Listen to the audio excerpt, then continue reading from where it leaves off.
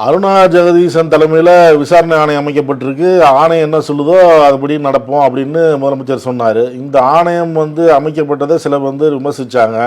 அது எப்படி அரசுக்கு சாதகமாக தான் இருக்கும் அப்படின்லாம் சொல்லி சில பேர் விமர்சித்தாங்க. இப்போ இந்த விவகாரத்தை கோர்ட்டுக்கு போனாங்க. கோர்ட்டு என்ன பண்ணுச்சு, அவங்க ஒரு சிறப்பு விசாரணை குழுவை நியமித்தாங்க. அஸ்ராகாருக்கு தலைமையில். அது அவங்க போய் இப்போ ஆய்வு பண்ணி அவங்க அந்த பணியை மேற்கொண்டு வராங்க. இப்போ அந்த இதுவே வேணாங்கிறாங்க தமிழக வெற்றி கழகம். உச்சநீதிமன்றம் போகிறாங்க. நாங்கள் சிபிஐ கேட்டிருக்கிறோம், இது தேவையில்லை அப்படின்னு சொல்கிறாங்க. என்ன தான் நடக்குது? இதை முடிவெடுக்கிற இடத்துல தமிழக வெற்றி கழகமோ விஜயோ இல்லைங்கிறது தான் யதார்த்தமான உண்மை. என்ன கேட்குறேன்னா, நீங்கள் குற்றவாளிகள், உங்களை யார் விசாரிக்கணும்னு அக்யூஸ்ட் சொல்லக்கூடாது. இத்தனை உயிர்கள் போனதற்கு காரணமாக இருந்தவர்கள் நீங்க வேணா ஒருத்தர் கை காட்டலாம். புஷி ஆனந்த் சொல்றாரு, எனக்கும் அதுக்கும் சம்பந்தம் இல்ல, மாவட்ட செயலாளர் தான் கைது பண்ணிட்டீங்களா, என்ன விட்டுருங்கிறாரு. ஆதவர்ஜுன், நான் அந்த டூர்ல போனேனே தவிர டூர் பிளான் எனக்கு தெரியாதுங்கிறாரு. விஜய் வாயே திறக்க மாட்டேன்றாரு. இப்படி ஒருவர் மீது ஒருவர் மாறி மாறி குற்றம் சாட்டி கொள்கிறார்களே தவிர, அதனாலதான் நீதிபதி கேட்டாரு, இது ஒரு வித்தியாசமான கட்சியா இருக்கையான்னாரு.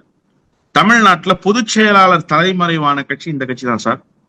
வேற எந்த கட்சியிலும் பொதுச் செயலாளர் தலைமறைவாக மாட்டார். பிரச்சனை என்று வந்தால் கட்சியினுடைய பொதுச் செயலாளரும் கட்சியினுடைய மூத்த நிர்வாகிகளும் தான் முதல்ல நிற்பாங்க. எங்களை தொட்டுட்டு அதுக்கப்புறமா தொண்டர்கள் பக்கவான்னு. உதயநிதி ஸ்டாலின் எதிர்கட்சி தலைவராக இருக்கிற போது தமிழ்நாடு முழுக்க ஒரு சுற்றுப்பயணத்தை வந்தாரு. அப்போ சுற்றுப்பயணம் மேற்கொள்ள கூடாது அப்படின்னு சொல்லி காவல்துறையினுடைய உயர் அதிகாரிகள் தடுத்து நிறுத்தினாங்க. அப்ப சொன்னார், நான் வீதியில இறங்கி உட்கார்ந்துருவேன், ஒரு தொண்டை மேல கூட நீ கை வைக்க கூடாதுன்னார். சொல்லிட்டு அடுத்து சொன்னாரு, ஆட்சி மாறும், அதனால ஜாக்கிரதையா இருந்துக்கங்கன்னு ஒரு எச்சரிக்கையை விடுத்தார். அதுதான் தலைமை பண்புக்கு உண்டான அழகுன்னு நான் சொல்றேன். அப்படிப்பட்ட தலைவர்களை தான் தமிழ்நாடு பார்த்திருக்கு. நடைபயணத்தில் வந்தார் சார் வைகோ. புடா சிறைவாசத்துக்கு பிறகு சென்னைக்குள்ள நுழையக்கூடாதுன்னு அம்மையார் ஜெயலலிதா உத்தரவு போட்டாங்க. விடியற் காலையில் புறப்பட்டு தொண்டர் படையோடு வந்தார். தொண்டர் படையை வழிமறிச்சாரு காவல்துறையினுடைய சென்னை ஆணையர். அதன் பிறகு டிஜிபியா இருந்தார்.